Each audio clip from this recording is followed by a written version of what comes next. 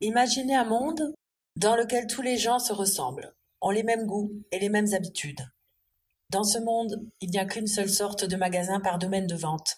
On achète ses habits au même endroit, on fait ses courses à la même enseigne, on mange la même chose au restaurant, tout est toujours pareil. Les seules choses qui existent en plusieurs exemplaires, ce sont les gens, les librairies, les magasins de sciences appliquées et ceux de réparation mécanique. La population a décidé d'en ouvrir plusieurs car cela attire du monde et que l'on peut y faire différentes expériences en fonction du lieu choisi et du matériel acheté. Le respect des anciennes traditions est appliqué. Chaque commerce basique n'existe qu'en un seul exemplaire par ville ou village car autrefois nos ancêtres vivaient comme cela. Ce monde est gris et monotone comme un interminable hiver. Il n'y a plus de fleurs aux arbres, jamais de sourire sur les lèvres des enfants, ni de lueur de joie dans leurs yeux. Il n'y a rien de tout cela car cela n'existe plus. Fini les rires et la joie. Tout ce qui peut emplir quelqu'un de bonheur n'existe pas. Ici, tout le monde vit exactement les mêmes choses. L'enfance, l'adolescence, puis tout le monde devient adulte, puis tout le monde meurt. Tout est pareil, tous les jours de l'année, sans aucun changement. Bref, ici, sur Terre, tout le monde s'ennuie, rien ne se passe et rien ne sort de l'ordinaire. Laboratoire de Toulouse-Bonnefoy, février 2000. Nous ne savons pas si cette lettre sera découverte, mais si elle l'est, lisez-la jusqu'au bout. Je m'appelle Monsieur Dupont. Ma femme et moi avons passé toute notre vie à créer un objet que nous n'aurons malheureusement pas l'occasion d'essayer, car nous vieillissons de jour en jour. Cette machine à coudre n'est pas ordinaire. En réalité, il s'agit d'une machine à remonter le temps. Notre monde a besoin d'être embelli, c'est urgent. Pour cela, vous devrez récupérer plusieurs objets issus du passé. Ce que vous lisez peut paraître impossible, mais nous considérons notre invention comme révolutionnaire. Si nous écrivons cette lettre aujourd'hui, c'est dans l'espoir qu'elle soit découverte dans un futur proche et que quelqu'un achève ce que nous avons commencé. Vous qui la détenez actuellement, s'il vous plaît, rendez-nous ce service. Nous vivons dans un monde sans aucune joie de vivre, ennuyeux, où tous les gens sont similaires. En inventant cette machine, nous espérons remédier à cet enfer quotidien. Toute notre existence, nous avons rêvé de revenir en arrière afin de changer le cours des événements et peut-être permettre aux générations futures de vivre dans de meilleures conditions. Voici les informations qui vous aideront durant votre parcours avec la machine, si bien évidemment vous acceptez la mission que nous voulons vous confier. Notre invention fonctionne comme une machine à coudre ordinaire.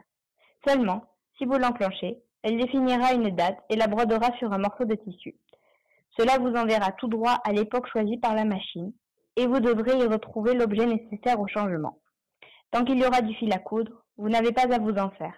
Mais si la bobine venait à en manquer, gare à vous. Nous espérons aussi que notre machine ne tombera pas en panne, car sinon, vous resteriez peut-être coincé dans le passé. Attention, n'oubliez pas de revenir à l'endroit exact où vous êtes arrivé pour pouvoir rentrer chez vous. Il s'agit d'une porte spatio-temporelle. Le lieu de votre arrivée doit être celui de votre départ, ou sinon, vous ne quitterez jamais le passé. En nous aidant, vous sauverez toute une génération qui n'a plus aucun espoir. Nous vous souhaitons un beau voyage et de rencontrer des personnes qui vous aideront dans votre parcours. Bonne chance à vous, Monsieur Dupont et son épouse. Chapitre 4. Le Moyen Âge. Il se trouve dans une grotte incrustée de pierres précieuses, traversée par un lac translucide. Sous l'eau, des saphirs, des diamants, de l'or et tout un tas de pierres précieuses qu'ils ne connaissent pas scintillent. Théo s'extasie, y trouve l'endroit merveilleux. De son côté, Luna n'est pas du tout impressionnée par tant de splendeur. Ce ne sont que des cailloux, s'exclame-t-elle en donnant un grand coup de pied dans une émeraude. Théo la secoue par les épaules et s'écrie. Est-ce que tu te rends compte que tu viens de shooter dans $1 million? Théo renifle, le nez lui gratte. Ça sent la fumée, non? Il se passe quoi dans cette grotte?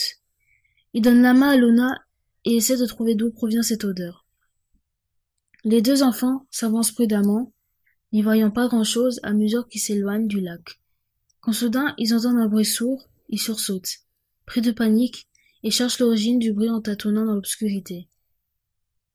Luna sent au bout de ses doigts une masse en forme de boule qu'elle ne parvient pas à identifier. Elle croit toucher un gros rocher, mais le trouve un peu mou, rugueux, froid, et même écailleux. Luna chuchote à l'oreille de Théo. Viens par là, touche, je crois que c'est un dragon. Théo palpe à son tour, s'approche au plus près, et renifle l'odeur puissante de fumée qui se dégage de la masse devant lui. Il hurle. Oui, c'est un énorme dragon plein d'écailles, au secours. Les hurlements de Théo réveillent la bête. La lumière s'allume, enfin la lumière. Le feu craché par le dragon qui bâille. Les deux explorateurs hurlent de plus belle et courent se réfugier derrière un bloc de pierre.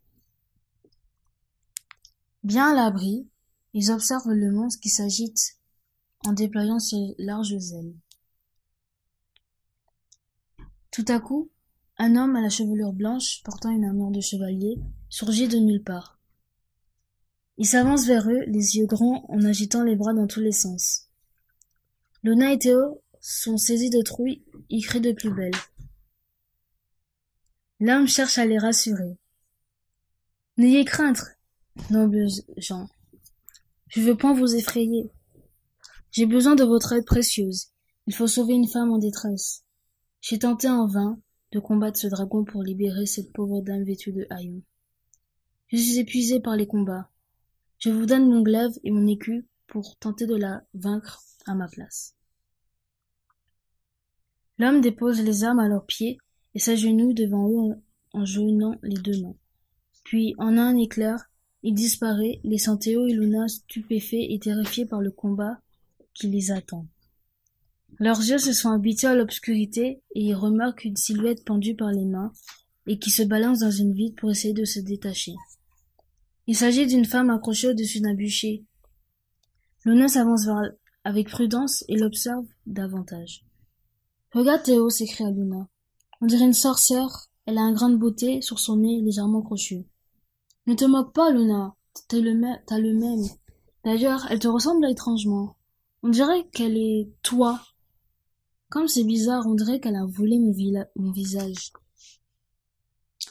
C'est ton ancêtre si ça se trouve, ton arrière. Luna ne laisse pas Théo terminer son raisonnement et lui coupe la parole.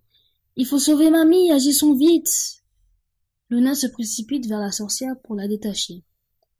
Le dragon surgit pour cracher du feu, mais Théo, pris d'un élan de courage, saute sur le dos de l'horrible bête et le blesse en enfonçant le glaive dans son œil gauche. Le dragon pousse un long cri et s'évanouit de douleur. Théo fait sa danse de la victoire et part vers Luna pour l'aider à secourir sa femme. La sorcière libérée embrasse son arrière, etc. petite fille et lui dit « Merci de m'avoir sauvée. Je t'attends depuis si longtemps, Luna. Enchantée de faire ta connaissance. Je salue le courage de ton ami. Pour vous remercier, mes enfants, je vous donne cette pierre précieuse, car je sais que cela vous servira un jour. » Merci, dit Luna, mais on était là pour trouver une aiguille. Mais merci quand même, ma chère arrière. Je sais ce qu'il vous faut, mes chers enfants. Elle enlève une aiguille de son chignon, sa chevelure se défait et tombe sur ses épaules. Ses cheveux sont miraculeusement beaux et scintillants. Ces aiguilles sera parfaite pour vous, ajoute-t-elle. Elle est d'une résistance extrême. Luna, confuse par tant de nouveautés, remercie son élu en bredouillant. Je m'adore, je vous adore. Bon, c'est pas grave. Il faut qu'on aille à Dieu, mamie. Luna prend Théo par le bras et se dirige vers la sortie de la grotte. Tout à coup, ils sont attirés par un vent violent, pris d'une spirale qui les propulse vers le nouvel espace-temps, puis celui de leur monde. Ils disparaissent du Moyen-Âge. Théo entend au milieu du fracas de la tornade temporelle les pleurs sourds de Luna, triste d'avoir quitté son arrière.